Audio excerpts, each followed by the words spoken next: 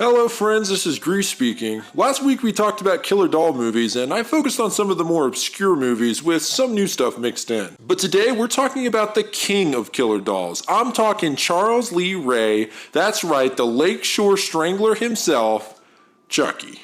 I'm going to give a detailed explanation of all 7 mainline Chucky films. Everything's timestamped below, so if you want to jump to a specific movie or just skip this boring intro, go right ahead. I tend to categorize the Chucky movies into 3 groups. The first 3 Child's Play movies are kind of in their own category because they all have the same tone and Andy Barclay is a part of all 3 movies. Then we have Bride and Seed of Chucky. These are the more self-aware comedy Chucky movies that feel very 2000s. And finally we have Curse of Chucky and Cult of Chucky, which are the new gen Chucky movies, bringing it back to a more serious tone with their own style to them as well. It's really interesting to me how different these 3 eras of Chucky are, and yet the core character voiced brilliantly by Brad Dourif stays basically the same in every film. Anyway, we're wasting time that you don't have and I definitely don't have, so let's just get right into these bad boys. I mean, what can I say about Child's Play? It's the quintessential killer doll movie in my book, and the start of one of the greatest slasher franchises ever. So let's break it down and get an insight into the origin of Chucky. It starts off more like an action film than a horror as we see a lone detective, Mike Norris, chasing a criminal through the streets. This criminal is none other than serial killer Charles Lee Ray. The chase leads into a toy store where a bloody shootout begins and ends in Ray being shot. As he bleeds out in panic, he uses voodoo magic to transfer his soul to a nearby toy, a Good Guy brand talking doll. Next, we meet single mother Karen Barclay and her son Andy. Andy's birthday's coming up and he desperately wants a Good Guy doll. Luckily, Karen finds a homeless man who's selling a Good Guy doll and quickly buys it off him. The doll seems normal and even has the signature Good Guy catchphrases, with the doll's unique name, in this case, Chucky. One night, Karen has her friend Maggie babysit Andy and the spookiness begins. After Andy's bedtime, Maggie finds Chucky sitting by the TV that happens to be tuned into a late-night newscast about Charles Lee Ray's death. Maggie gets pissed at Andy thinking he did it, but before you know it, Chucky takes her out by beating her in the head with a hammer and throwing her out the apartment window where she falls to her death. Karen returns home from work finding the place crawling with cops and meets Detective Mike Norris. This is the same guy who shot Chucky at the beginning of the film. Norris considers Andy as a suspect mostly because of the footprints that match Andy's.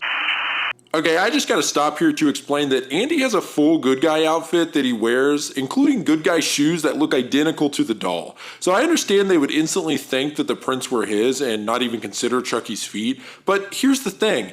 Yes, Andy is a child, but his feet aren't that tiny. All they gotta do is hold the shoe up to the print and you'll see they're different sizes. Anyway, boy, that was a tangent. So they argue about it a bit, and Karen gets frustrated at the fact that Andy keeps lying about Chucky moving on his own. Of course, he isn't lying, but she doesn't know that. The next day, Chucky convinces Andy to skip school and take a train to the rough side of town, and we're talking Chicago here. Chucky then enters a busted-ass house to confront his old accomplice, Eddie Caputo, who ratted on him. To get revenge, Chucky straight up blows the house up, killing Eddie. So of course the cops show up, and poor Andy's just standing there outside, suspicious as hell. Once again, he claims Chucky told him to do it, and at this point he's admitted to a psychiatric hospital until they can figure out what's going on. Now Karen's about 2 steps away from having a meltdown. She takes Chucky home and realizes that the included batteries for Chucky are still in the box. She reluctantly checks the doll to find that the batteries are in fact missing, confirming that Chucky's been talking and moving on his own. Karen starts up her fireplace and threatens to throw the doll in unless he says something, and in one of my favorite moments in the movie, he suddenly springs to life attacking her while rattling off a slew of obscenities. This is what sets Chucky apart from other horror villains. The actor Brad Dourif just has such a signature voice, and when Chucky's yelling in anger, he's at his best. Anyway, he escapes the apartment despite Karen trying to catch him, and she goes to Norris telling him what happened, but now he just thinks she's crazy as well. She goes to find the homeless man who sold her the doll to try and get some answers, and instead gets attacked by the man. Luckily, Norris shows up and stops him before threatening him for information. The homeless man reveals he got the doll from a burned down toy store, and at this point Norris starts connecting the dots, but still isn't convinced. He drops Karen off at her place, and before you know it, Chucky pops up from the back seat and tries to kill him. An epic struggle ensues until the car flips and Norris shoots Chucky, who actually seems to take real damage and runs away bleeding. At this point, Chucky visits the old voodoo teacher, John, who explains that the longer he stays in the doll form, the more human it becomes, which explains why the gunshot actually caused him to bleed. John refuses to help him, and Chucky straight up pulls out a voodoo doll and starts using it to break John's arms and legs in a truly disturbing fashion. What the hell happened to voodoo dolls anyway? I mean, I feel like they were everywhere in the 80s and 90s. People were always threatening to put pins in them and shit. Anyway, I'm getting off track again. Finally, John tells him that the only way he can survive is to transfer his soul to the body of the person who he first revealed himself to. In this case, Andy Barclay. Chucky stabs the voodoo doll, causing John to start bleeding out from his chest. Shortly after, Norris and Karen show up, and John, in his dying breath, tells him that they need to strike Chucky in the heart to kill him. So now Chucky makes his way to Andy at the hospital. There's this really heartbreaking scene where Andy tries in vain to tell the staff that Chucky's coming to kill him after he spots him out the window. The acting from this kid is subpar up to this point, but in this scene he kills it. So Chucky shows up and starts causing some chaos, killing a doctor with an electroshock therapy device. Andy manages to escape and head back home, but Chucky's hot on his tail and manages to knock him out. He begins to perform the voodoo ritual on Andy's body, but Norris and Karen show up at the last minute. Chucky cuts the detective's leg right off the bat, which puts him out of commission. It kind of makes him seem like a wuss to be taken out that quick, and the wound doesn't even seem that bad. But I get it, it's more suspenseful if it's Karen and Andy fighting Chucky, rather than a grown man with a gun. Anyway, they manage to stick Chucky in the fireplace, and in one of the most iconic scenes in the franchise, Chucky exclaims, "We're friends to the end, remember?" This is the end, friend. I love it when they give kids those badass cheesy lines. So they go to help Norris, assuming Chucky's dead, but they were wrong and a burnt-ass Chucky attacks them once again, but Norris blows his arm and leg off with a gun. At this point, Norris's partner shows up wondering what the hell is going on, and Chucky shows up once again attempting to strangle the dude. Finally, Norris shoots Chucky through the heart, ending him for good. As they all begin to leave for help, Andy takes one last look at Chucky as Norris's partner says no one's ever going to believe them. So there you go, that's Child's Play. That's the film that started it all. I think it's a great film in itself, and it's the one that I forget a lot of the details of. It's the only movie, at least in the first 5, that you see Charles Lee Ray in human form, and the only one that really goes into the voodoo stuff. I mean, they always do the ritual in all of the movies, but like there's a scene I didn't mention where they check out Chucky's apartment, and it has all this weird cult shit in it, and the walls are all painted with disturbing imagery. It's just cool to see more of Chucky's backstory. Okay, so Child's Play 2 came out 2 years later, and it's a direct sequel. It's still following Andy Barclay. So remember when the dude in the last movie said no one would ever believe them? Well, he was right. They didn't. In fact, Andy is put into a foster care after his mother was institutionalized for backing up Andy's story about the doll. That is so sad. But honestly, it's probably the most realistic way this would shake out. So anyway, Andy gets taken into a foster home, and his foster parents, Phil and Joanne, seem nice enough. Meanwhile, the toy company that sold the original Good Guy dolls are just getting over the bad press from the incident in the first movie and even reassemble the Good Guy doll, aka the Chucky doll, in order to show that there are no issues with the toy. That's a kind of bizarre explanation as to why they would bring the doll back, but I don't know how else they would explain it, so I guess we just gotta go with it. So while they're reassembling the doll, lightning strikes the factory, killing one of the workers. The head of the company's like, "God damn it, can we catch a fucking break here?" And he gives the doll to his assistant to get rid of and cover up the accident. You probably would have guessed it, but Chucky's been resurrected in the doll, and he suffocates the assistant in his car with a plastic bag before using the car phone to find Andy's whereabouts. Andy's foster parents get worried when Andy freaks after finding another Good Guy doll at the house. When Andy overhears their concerns, he picks up the Good Guy doll and pretends to be cool with it, hoping to show Phil and Joanne that he's not mentally unstable. Smart kid. He also makes friends with Kyle, a teenage girl that's been fostered in the same home. Well, it was almost a nice thing, but Chucky shows up, buries the other Good Guy doll in the yard, and takes its place. There's a really great scene when Andy picks up Chucky, who has to try and remember the name of the other doll. The slight pause before he remembers it is hilarious.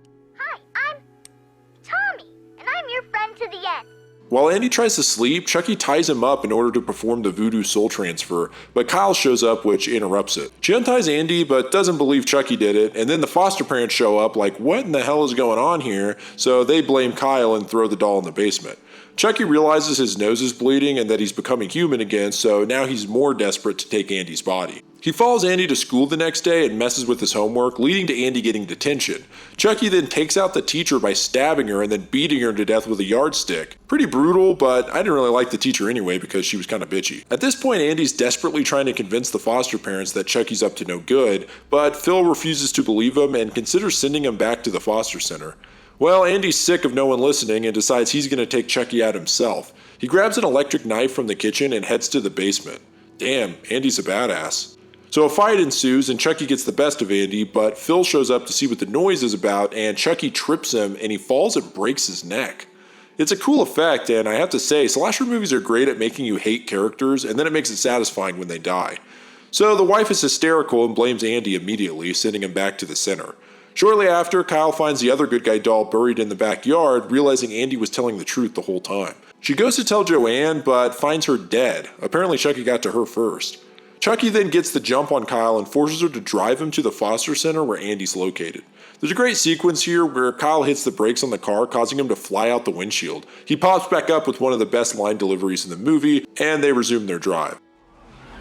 You goddamn women drivers! He pulls the fire alarm at the joint so everyone clears out, and then stabs the manager before forcing Andy to take him to the good guy doll factory to perform the ritual. Kyle shows up, but it's too late. Chucky actually performs the ritual on Andy, but it fails. Apparently Chucky's been in the body for too long, so it didn't work. So at this point, he's just out for blood and ready to kill these two.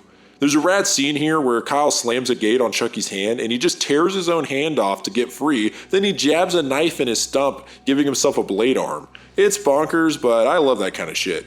So Chucky kills a mechanic and Andy and Kyle manage to trap him in the machine. Apparently he escapes by cutting off his own legs and then attacks again. Finally, Andy opens a valve that covers Chucky in molten plastic that burns him alive. This scene's great because Chucky's part flesh now as well, so you just see the blood and plastic mixing together. So gross. Well, much like the first movie, you gotta kill Chucky 3 times apparently, because he attacks again. Kyle shoves an air hose in his mouth, which causes his head to swell up and explode, killing him completely. Andy and Kyle now leave the factory, and there you have it, Child's Play 2. Well, there's no way he could come back from that one, right? Right? Okay, moving right along to Child's Play 3. This is the last of the numbered sequels. They stopped calling the movies Child's Play after this. 8 years after the events of the second film, the Good Guy Doll Factory begins going back into production. As crew members clean up the cobwebs, we see the melted corpse of Chucky. A claw machine hand looking thing picks it up. I'm assuming to trash it, but as it does, Chucky's blood pours out of it and drips into a new batch of plastic, which is being used for production. I gotta say, this whole thing is kind of strange. Like, wouldn't you clean the whole place up before you actually start production on a new product? Also, I don't know much about decomposing doll corpses, but this is 8 years later. Would the blood still be liquid like that? Then again, I don't know if you can transfer your soul into a doll's body using voodoo magic, so why question things now? Plus, there's actually a really cool title sequence showing the doll slowly reforming. Next, we see a boring meeting where the CEO of the toy company says he's decided that they're going to start production of the Good Guy dolls again. After the meeting, they present him with the first Good Guy doll off the line. If you couldn't tell by now, because Chucky's blood got into the new batch, his soul transferred into this doll. I don't know, we're getting pretty fast and loose with the whole soul stuff here. Anyway, the CEO takes the doll home to his penthouse and Chucky throws darts at him, hits him with a golf club, and then strangles him. I just love Chucky's crazy body movements as he chokes this guy. Truly psychotic. Also, he whips out a catchphrase here, "Don't fuck with the Chuck." Yeah, this is when catchphrases were still big in movies, but I gotta admit it's hilarious. So he uses the dude's computer in order to find out where Andy is. Andy, by the way, is now 16 years old and is sent to a military school after continuing to have trouble in foster care. The school's commandant, Colonel Cochran, tells Andy he'll give him a little slack because of his troubled past, but tells him to forget about his wild fantasies about killer dolls. He's sent to get his head shaved by a really creepy guy when a Good Guy doll ad comes on TV, freaking him out. We're also introduced to Tyler, a young cadet who seems interested in the dolls. At this point, if you just cut the Chucky scenes out, the first 30 minutes of this movie really feel like a drama about a kid trying to survive the school. He befriends his nerdy roommate Whitehurst, gets a crush on a girl in the school named DeSilva, and gets bullied along with the other cadets by a Lieutenant Colonel Shelton. And man, this guy's a huge dick. So young Tyler gets asked by the mailroom if he can bring a package to Andy's room. He accidentally rips the package on the way and sees that it's a Good Guy doll, so he sneaks off to the armory to play with it. Unfortunately, this doll is of course Chucky. So Chucky realizes that since he's in a new body, he doesn't actually need to take Andy's, he can just take Tyler's after revealing his true name to him. Tyler's a dumbass, naive kid and just goes along with everything Chucky tells him at first, including playing hide the soul, as Chucky calls it. As usual, the voodoo gets interrupted when the commandant comes in and tells Tyler that dolls are for girls, taking it from him. Yeah, the dude's kind of a douche, so let's be honest, we're glad he has Chucky because that means he's probably going to get whacked. Well, he takes Chucky and chucks his ass into the back of a garbage truck. Chucky cries for help from the back, which spooks the driver thinking someone's trapped in there. While he's rooting through the garbage, Chucky does him dirty and smashes him up. I'm a little disappointed they don't actually show the arm getting crushed here, but it still makes me cringe. That night, Andy's still unpacking all his suitcases when Chucky attacks him. He slashes his ankle with a pocket knife from under the bed, which, I'll be honest, this is one of the first Chucky movies I saw when I was just a little grief, and I would not put my feet at the end of the bed for months after that. He tells Andy he's got a new body and doesn't need him messing it up for him. They really up the comedic lines for Chucky here. The most memorable for me takes place in this scene when Andy realizes he's talking about Tyler, and Chucky says, "Just think, Chucky's gonna be a bro." Well, Andy grabs Chucky and starts bashing his head on the floor when Shelton comes in and instantly starts mocking him, taking the doll with him. Which gets you jazzed up, because if there's any character you want to see die, it's this douche nozzle. Later, Andy sneaks into his room to kill Chucky, I guess, but Chucky gets the jump on him and has a much bigger knife now. This wakes up Shelton, and Chucky escapes. Shelton makes the cadets march in the rain until someone fesses up to who took the doll. Meanwhile, Chucky goes to Tyler's room only to find a note telling Chucky to find him. It's hilarious because the kid is completely unaware that this doll is a psycho killer, and Chucky's starting to get pissed off. He eventually finds Tyler in the commandant's office, which De Silva and her friend happen to be sneaking into to check out Andy's personal file. They find Tyler and Chucky, who's just acting like a doll at the moment. De Silva starts goofing around and puts lipstick on Chucky when they hear the commandant coming and bail, leaving the doll in the office. So Chucky pops out to attack, but before he even starts stabbing, the old guy dies of a heart attack, which Chucky seems disappointed about. Which is kind of an interesting point. We're over halfway through the movie and Chucky's only killed 2 people, so I'm disappointed too. The next day they're having a memorial dinner and the creepy haircut guy's back and he's going around looking for shaggy hair and tells Whitehurst he's due after breakfast. He gives him a buzz and sends him out when he sees the doll on the floor. Well, apparently this guy's creepier than we thought because he sits Chucky down in the chair and seems excited to cut his hair. But before he can, Chucky cuts his throat with a straight razor. At the same time, Whitehurst comes back in and sees what Chucky's done before running out. He joins the other cadets who are about to begin the Animal War Games, a simulated battle between Red Team and Blue Team using false ammunition that holds paint. Meanwhile, Chucky's in the armory swapping the paint rounds out for live ammo. So the war games begin and they set up camp for the night. Andy heads for the other team to try to save Tyler. But Chucky's already gotten to him. He leads Tyler out to the woods and tells him they're going to play hide the soul again, but Tyler's not having it this time, and the frustrated Chucky pulls a knife on him. Tyler stabs him with a pocket knife and runs away. Good on him. At the same time, Shelton's captured Andy, assuming he's a traitor. Chucky finds De Silva alone and takes her hostage. He radios into the blue team and threatens to waste her if they don't bring Tyler, who made his way to Andy's team. Shelton assumes it's the other team ready to ambush. He sends Andy and Tyler in to make the trade for De Silva. But Chucky has a grenade and threatens to blow them all up if they don't make the trade, so they hand off Tyler. Shelton then moves in to see that the doll is in fact alive, and Chucky flips him off. The red team now shows up and starts firing what they don't realize is live ammo, and Shelton gets shot up. Chucky just basks in the chaos with his signature laugh ringing out, which gives Tyler a chance to sneak off. Chucky then chucks a grenade at Andy and the rest of the team, and Whitehurst, who's been in shock and denial about Chucky this whole time, jumps on it. Probably one of the most honorable deaths, if any, in this whole series of movies. So Chucky scampers off, and then we see Tyler, who ends up at a fair, which is just outside the forest. He heads to the security tent and tries to convince the guard what happened. The guard doesn't take him seriously and tries to cheer him up by pulling out a doll he found. Yeah, you guessed it, it's Chucky. Alright, we need to pause here and please indulge me, but this doesn't make any sense. Tyler left the forest before Chucky, and if Chucky could catch up with him, he would just get him in the forest. Plus, the guard pulls him out as if he found him minutes, if not hours ago. So what you're telling me is that Chucky beat Tyler to the fair, somehow anticipated that he'd go there, was found by the security guard who put him in a filing cabinet where he just sat and stayed, somehow knowing that Tyler would end up in this exact tent. It's goofballs, I mean, come on. Anyway, I had to get that out, I'm sorry. So Andy and De Silva show up to the fair and head for the security tent where they find the guard dead, so they just take his revolver. They follow Chucky and Tyler into the Devil's Lair horror house where a fucking shootout happens because Chucky's packing. He nails De Silva in the leg. Andy takes the gun and continues his pursuit. Meanwhile, half of Chucky's face gets cut off by a haunted house prop, which I have to say totally caught me off guard. He manages to catch up with Tyler, who's climbed to the top of a Skull Mountain prop, and starts performing the ritual once again while Andy's climbing up, dodging lightning and shit. He shoots Chucky's arm off and then his chest, knocking him back. But we know Chucky, this mofo doesn't die that easily. He comes back for the attack and Andy cuts his hand off with a pocket knife, sending Chucky to fall off the top of the Skull Mountain into a fan below and completely get destroyed. It's pretty cool practical effects here as you see blood and guts and good guy shoes getting torn up in the fan. So there we go, he's dead once again. The movie ends as Andy is put in the back of a police car and driven away, which seems abrupt, but honestly all these movies have ended this way so far. Once Chucky's dead, they're like, okay, cut it.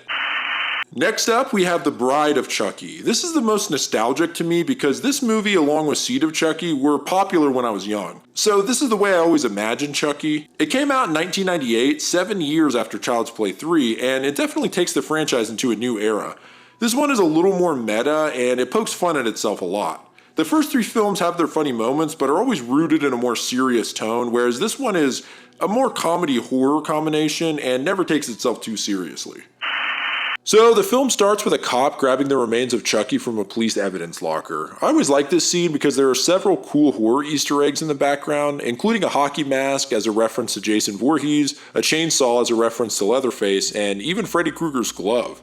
Anyway, it turns out he's being paid off by Tiffany, Chucky's old girlfriend. She kills him, grabs the bag, and Living Dead Girl by Rob Zombie starts playing. Oh yeah, it's the late 90s, baby, I love it. Also, I have to mention this film is one of the most horrendous title screens I've ever seen. Maybe cool for 98, but man, it hasn't aged well.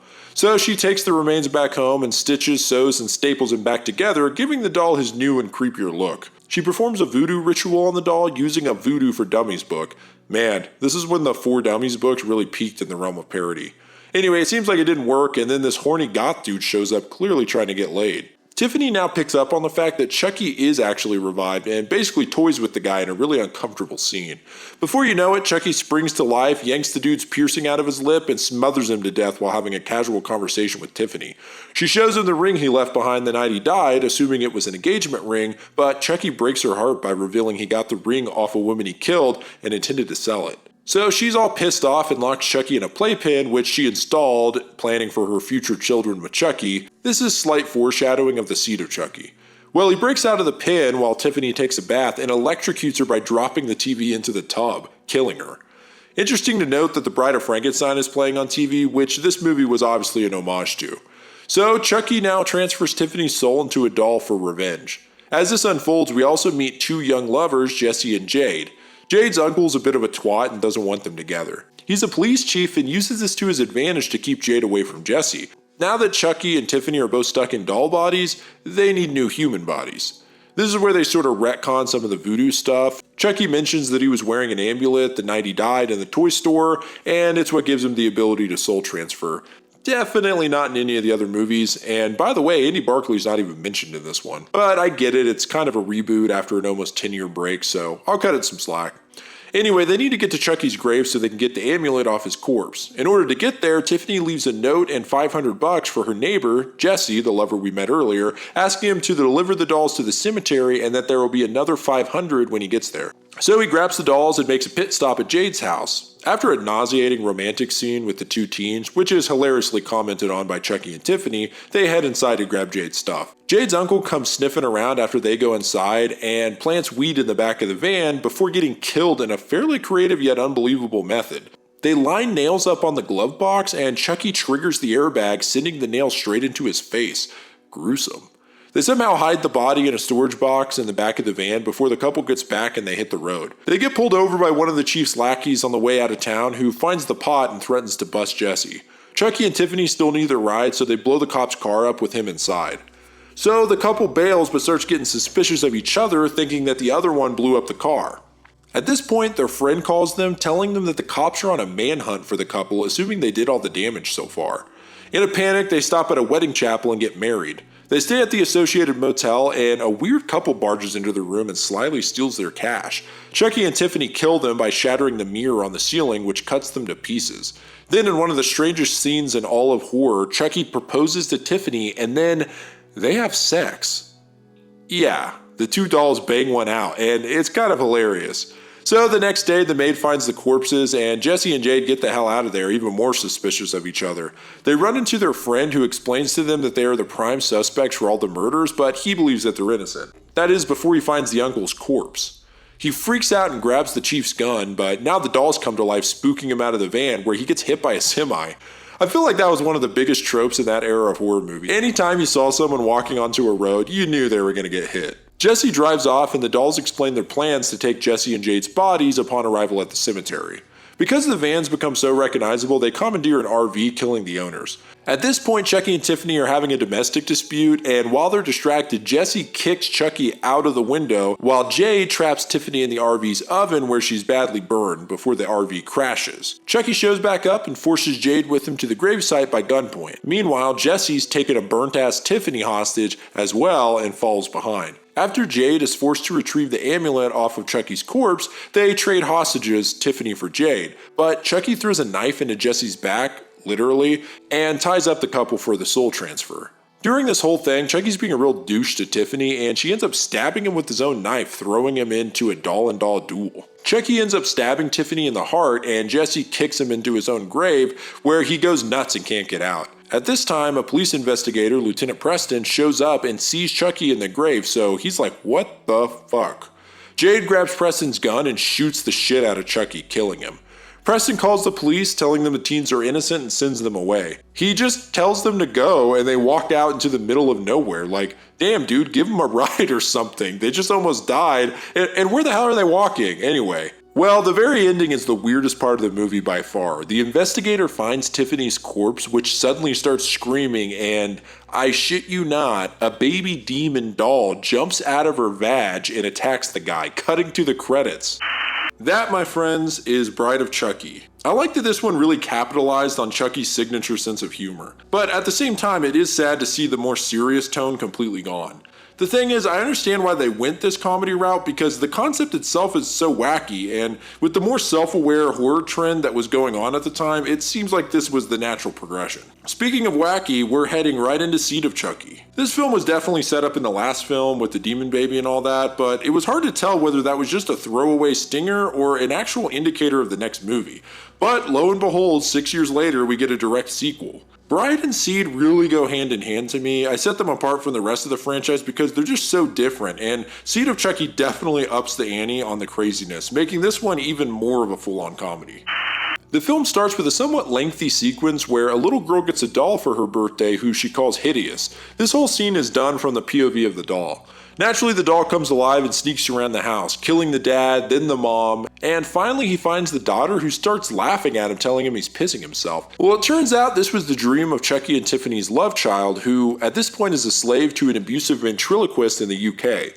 Since the guy's an asshole, he just calls the doll Shitface. So he ends up seeing a report on TV on the new Chucky movie that's in production and sees that the Chucky animatronic has the same engraving on his arm made in Japan. So the naive doll heads to LA to find his parents. There's a little explaining to do here. This movie's a lot more self-aware than the last movie and really gets meta at times, but the quick rundown is that Chucky and Tiffany exist as fictional movie villains, and Jennifer Tilly, who plays the voice of Tiffany and also the live-action version of her in Bride, is in the new Chucky movie. So it's kind of layered, but for now I think that's all you need to know. We learn that Jennifer Tilly is up for a new role in the rapper Redman's new movie. Redman's also playing himself. Meanwhile, Shitface ends up finding the Chucky and Tiffany doll in the effects room on set and inadvertently uses the amulet he's had since he was born to resurrect their souls into dolls.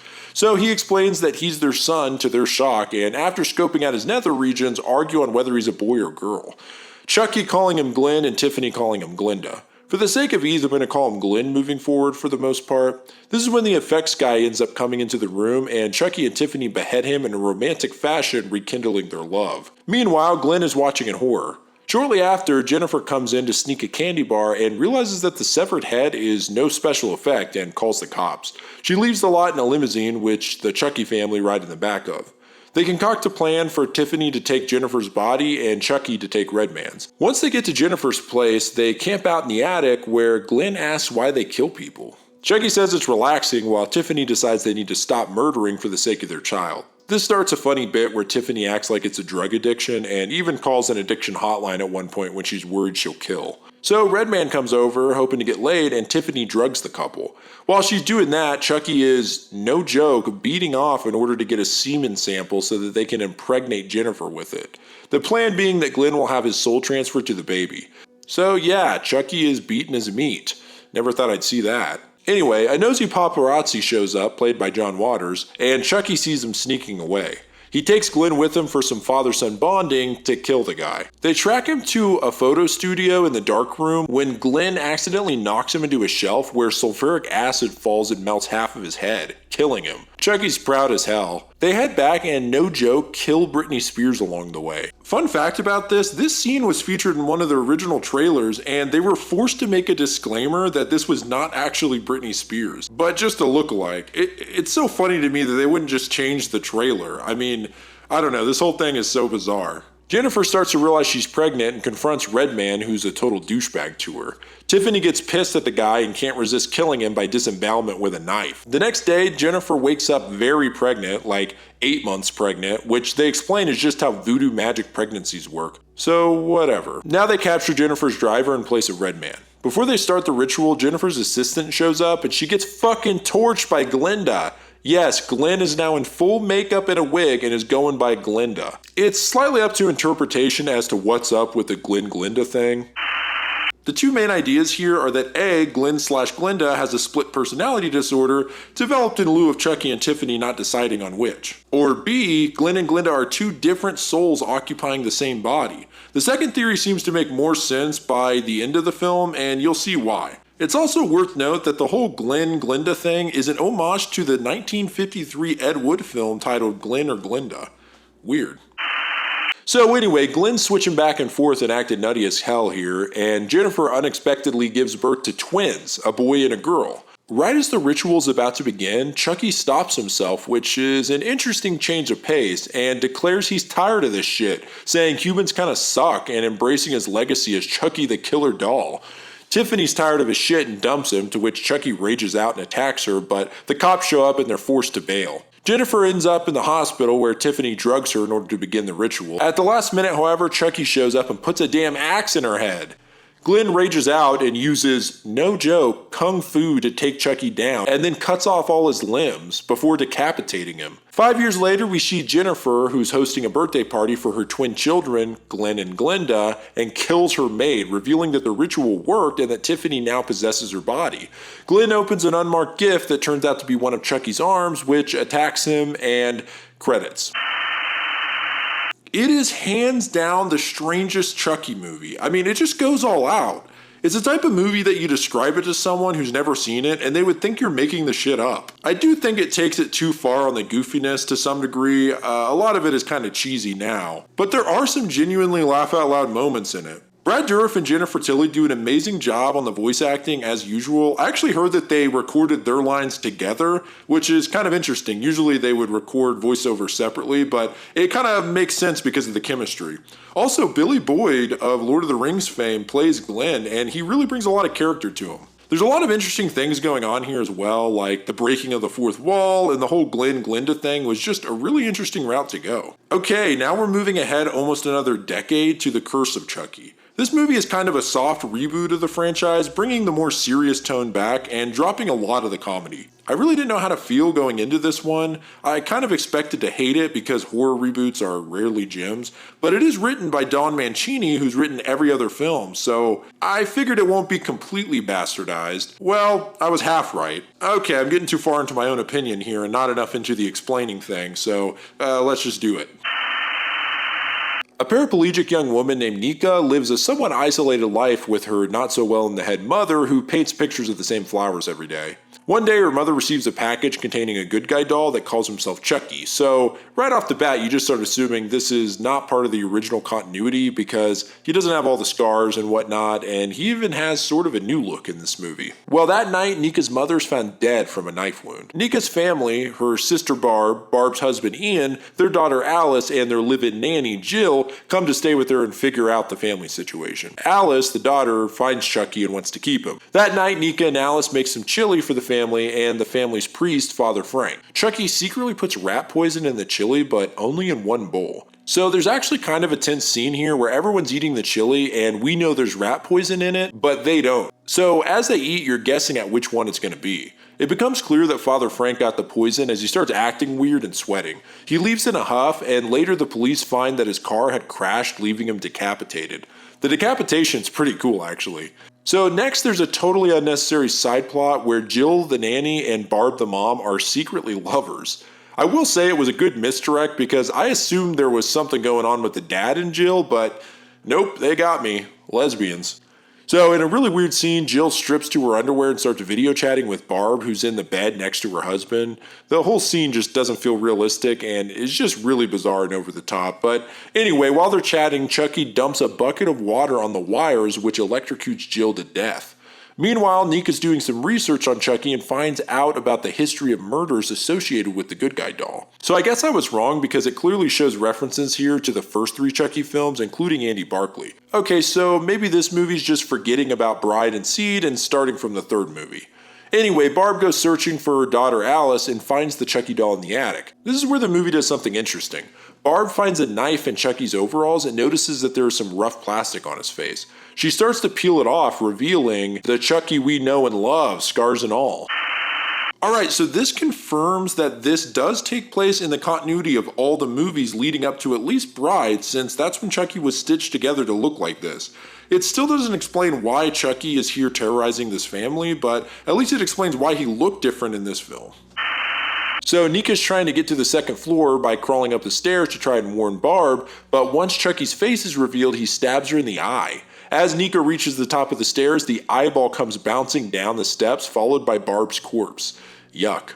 Somehow Nika crawls into Ian's room and wakes him up. After seeing the corpses, he panics and carries Nika back to her wheelchair downstairs and then leaves her in the garage to go scope out the house for the killer, not knowing it's the doll he should be worried about.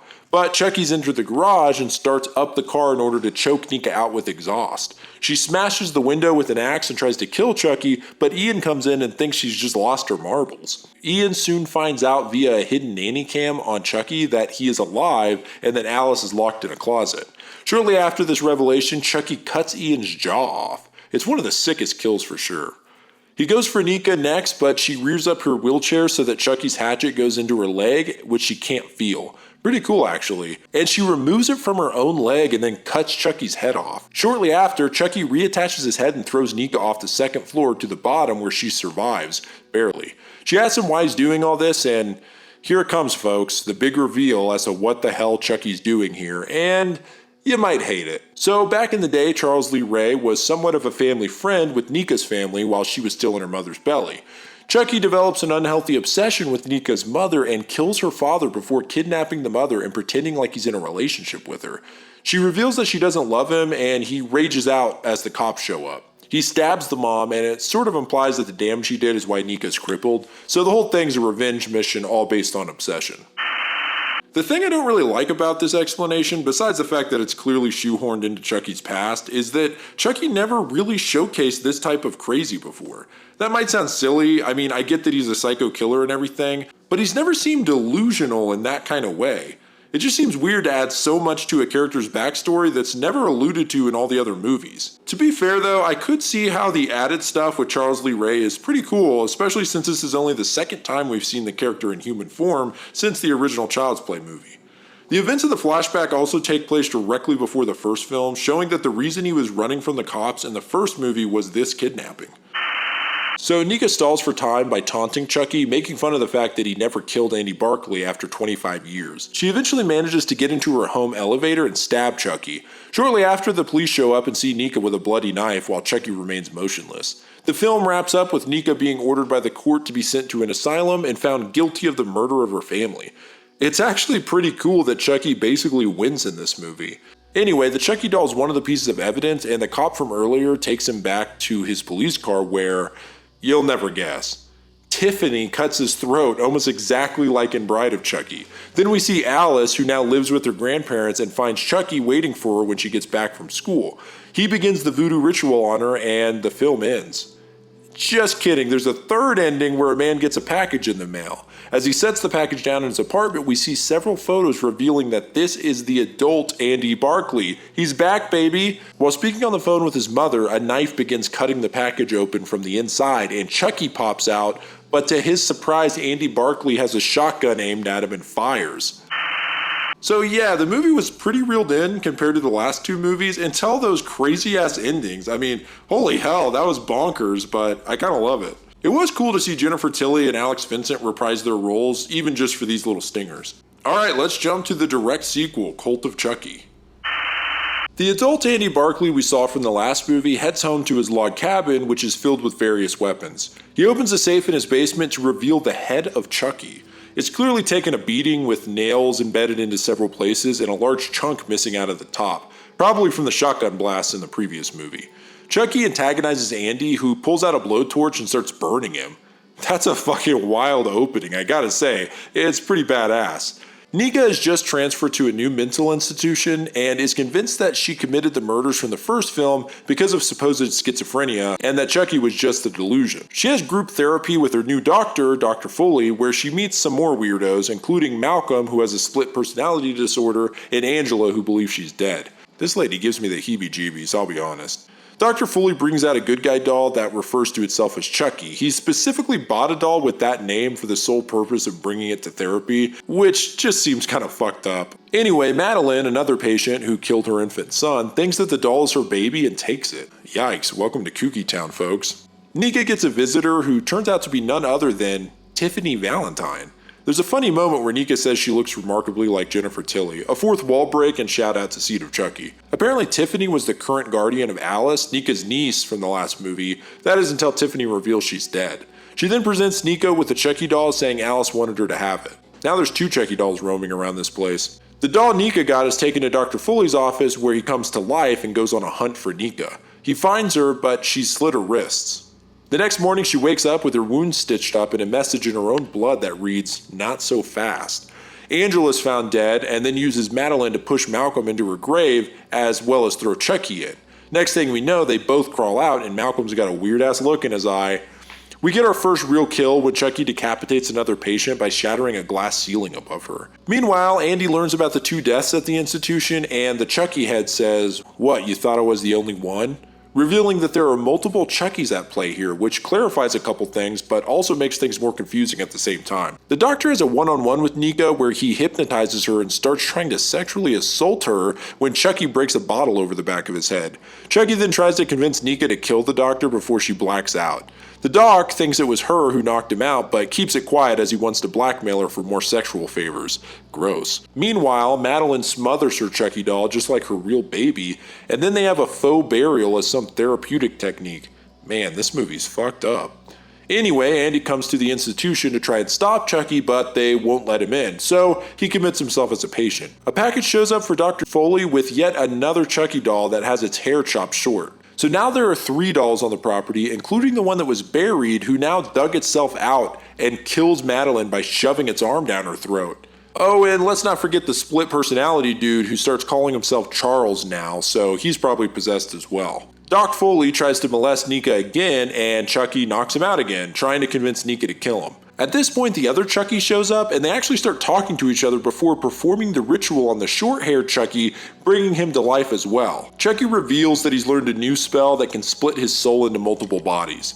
A nurse shows up like, what the fuck, and they all attack him, one with a knife, one with a glass bottle, and one with a drill. It's brutal, man. At the same time, Tiffany is back at the hospital and takes out the guard. We also see the original Tiffany doll in her car. Chucky then uses the ritual to possess Nika's body, giving her the ability to walk as well. She then stomps the ever-living shit out of the doctor's head, which is just a brutal display of practical effects, and I love it. This is followed by Malcolm being killed in an equally disturbing way when Chucky drills through the back of his head and out of his eye socket. The short-haired Chucky shows up to Andy's cell to try and kill him, starting off by throwing a knife which stabs Andy in the leg. Andy reaches into Chucky's stomach and pulls out a gun. Turns out he had sent the doll with the gun stashed inside and shoots Chucky. That was a cool play on Andy's part. The Nika-possessed Chucky shows up and locks Andy back in his cell before leaving the building with Tiffany. So once again, Chucky wins this one. There is a little stinger at the very end of the credits where Kyle from Child's Play 2 shows up as an adult to Andy's cabin, and she tells the Chucky head that Andy sent her before the screen goes black. I actually like this one a lot more than Curse of Chucky, and maybe that's because of the setting or the interesting way they took the story, but it's definitely my favorite of the 2 newer films. So those are all the mainline Chucky movies within the original continuity. However, I feel like I should give a couple of brief notes on both the 2019 remake film and the Chucky TV show from 2021.